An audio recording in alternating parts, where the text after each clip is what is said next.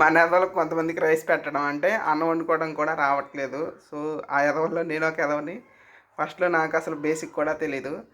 కనీసం అన్నం వండితే అడుగు మాడటం అలా అవుతుంది. కనీసం వాటర్ ఎన్నిపోయాలో కూడా తెలియదు. సో వాళ్ళ కోసమే నేను ఈ వీడియో పెడుతున్నాను. ఇప్పుడు అవన్నీ నేర్చుకొని నేను మీకు సజెస్ట్ చేసే పొజిషన్కి వచ్చాను. ఇదిగో చూడండి, ఇది నా దగ్గర ఉన్న ఒక గ్లాస్. ఇది ఒక పర్సన్కి సరిపోతుంది. అంటే ఎక్కువ తినే వాళ్ళైతే కొంచెం ఎక్కువ పోసుకోవచ్చు. నాకైతే ఈ గ్లాస్ నిండా అయితే సరిపోతుంది. ఒక పూటకు సరిపోయి కొంచెం మిగులుతాయి కూడా.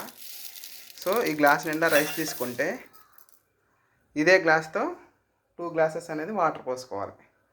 దీంట్లో శుభ్రంగా కడిగిన తర్వాత, ఓకేనా. ఇలా ఒక గ్లాస్ రైస్ తీసుకున్నాను. ఇలా శుభ్రంగా 2 టైమ్స్ వాష్ చేసుకోవాలి.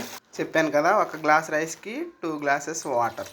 సేమ్ ఈ మెథడ్ అనేది మ్యాక్సిమం సెట్ అవుతుంది. కొన్ని పాత బియ్యం ఉంటాయి, అంటే మనం 2 ఇయర్స్ 3 ఇయర్స్ అట్లా నిల్వ ఉన్న బియ్యం ఉంటాయి కదా. సో అప్పుడు ఒక గ్లాస్కి ఒక గ్లాస్ వాటర్ పోయాలి. మనం ఇప్పుడు మార్కెట్లో దొరికే రైస్కి అయితే ఖచ్చితంగా వన్ గ్లాస్ బియ్యానికి 2 గ్లాసెస్ రైస్ అయితే సెట్ అవుతాయి.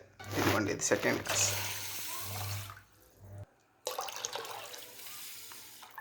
ఒక హాఫ్ గ్లాస్ బియ్యం ఎక్స్ట్రా పోసాను. అందుకే దీంట్లో హాఫ్ గ్లాస్ రైస్ పోస్తే ఫుల్ గ్లాస్ వాటర్ పోయాలి. సో నేను 1.5 గ్లాస్ పోసాను రైస్. ఈవినింగ్ కూడా పని సరిపోతుందని. సో అందుకని నేను 3 గ్లాసెస్ వాటర్ పోసాను. సో కొంతమంది ఆడక్కలకు కూడా రైస్ పెట్టడం రావట్లేదు. సో అందుకే చూపిస్తున్నాను. ఇప్పుడున్న జనరేషన్లో లేడీస్కి కూడా రైస్ పెట్టడం రావట్లేదు. సో నేను హైదరాబాద్కి వచ్చిన కొత్తలో నాకు బేసిక్ కూడా రాదు. మా ఆవిడ ఊరు వెళ్తే కంటిన్యూగా బయట తినే పనే ఉంటుంది. సో అందుకని చెప్పేసి నేను నేర్చుకున్నాను కొంచెం కొంచెం. అంటే ఆమె స్పెసిఫిక్గా ఏమి నేర్పించలేదు. అమ్మ రైస్ పెడుతున్నప్పుడు ఒక ఫ్రెండ్ తోడయ్యాడు హైదరాబాద్కి వచ్చిన కొత్తలో. అతను చేసే వంటలు అవన్నీ చూసి ఇవన్నీ మనం నేర్చుకున్నాం. అంతకుముందు మనకు బేసిక్ కూడా తెలియదు. సో ఆ ఫ్రెండ్ మధ్యలోనే వెళ్ళిపోయాడు. వాడి ఎంజాయ్మెంట్ వాడిది, ఓకేనా.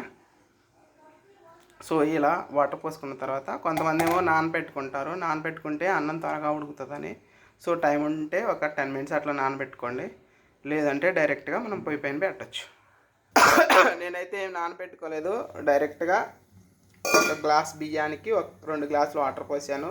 అంటే నేను 1.5 గ్లాస్ తీసుకున్నాను. సో నేను 3 గ్లాసెస్ వాటర్ యాడ్ చేశాను. సో డైరెక్ట్గా స్టవ్ ఆన్ చేసి పొయ్యి మీద పెట్టాను. సో దీన్ని ఉడికిన తర్వాత అదే వాటర్ కూడా అందులోనే ఉంటాయి. సో మనం ఇంతకు ముందంటే గంజి అలా ఉంచుతారు, కానీ ఈ రోజుల్లో గంజి ఉంచి ఓపిక కూడా ఎవరికి లేదండి. సో డైరెక్ట్గా ఇది ఉడికిన తర్వాత చూసుకోవాలి. మధ్యలో ఒక 10 మినిట్స్లో ఉడుకుతుంది. ఉడికిన తర్వాత ఒకసారి గరిటతో తిప్పి మంటని హై ఫ్లేమ్లో నుంచి సిమ్ మోడ్లోకి పెట్టేసుకొని మూతేసుకొని ఒక 10 మినిట్స్ మగ్గించాలి. రైస్ అవుతుంది. నేను కంటిన్యూ వీడియో చేస్తాను. సో ఇది ఉడికిన తర్వాత ఎలా ఉందో చూపిస్తాను. సేమ్ ఇంతే. రైస్ పెట్టే ప్రొసీజర్ కూడా చాలా ఈజీ. ఇంత సింపుల్ది కూడా చూపిస్తున్నారని నవ్వుకోమాకండి. ఇది కూడా రాని వాళ్ళు చాలామంది ఉన్నారు, ఓకేనా. Thank you. అదిగోండి, ఇలా ఉడికిన తర్వాత ఒకసారి గరిటెతోటి వేస్తాం. గరిటెతోటి ఒకసారి ఇలా తిప్పుకోండి. చెప్పాను కదా, ఒక గ్లాస్ రైస్కి 2 గ్లాసెస్ వాటర్. ఒకవేళ పాత బియ్యం 2 ఇయర్స్ 3 ఇయర్స్ అట్లా నిల్వించుకొని ఊరు నుంచి తెచ్చుకున్న బియ్యం అయితే సో వాటికి ఒక గ్లాస్ బియ్యానికి 2.5 గ్లాసెస్ వాటర్ అనేది యాడ్ చేయండి. మంచిగా వస్తుంది. చూడండి అన్న. సో ఇలా ఉడికి వాటర్ కొంచెం పోయిన తర్వాత మనకు అనిపిస్తుంది, తెలుస్తూనే ఉంటుంది. ఇట్లా ఉడికిన తర్వాత మంటను అనేది స్లిమ్లో పెట్టేసుకొని మూత అనేది యాడ్ చేసుకోవాలి.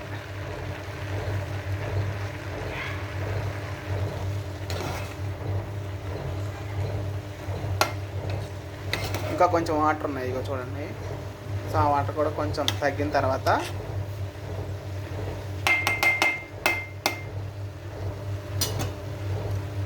ఈ టైంలో మంటని హై ఫ్లేమ్లో నుంచి లో ఫ్లేమ్లోకి టర్న్ చేసుకొని మూత పెట్టుకొని ఒక 10 మినిట్స్ ఉంచేసేయండి, సరిపోతుంది. 10 మినిట్స్ తర్వాత మూత తీసుకొని ఒకసారి చూసుకోండి. గరిటతో ఒకసారి చూడండి నీరు దిగిందో లేదో.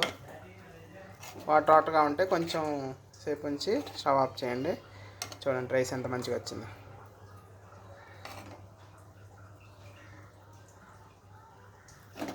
ఒకసారి చూడండి పైన మొత్తం. ఓకే, స్టవ్ ఆఫ్ చేసుకోండి. అంతే, రైస్ పెట్టే విధానం అంతే, చాలా ఈజీ. నేను స్టవ్ ఆఫ్ చేశాను. మరిన్ని ఇలా సింపుల్ వీడియోస్ కోసం మన ఛానల్ని సబ్స్క్రైబ్ చేయండి. లాంగ్ వీడియోస్ కోసం గంట సింబల్ని ప్రెస్ చేయండి. సబ్స్క్రైబ్.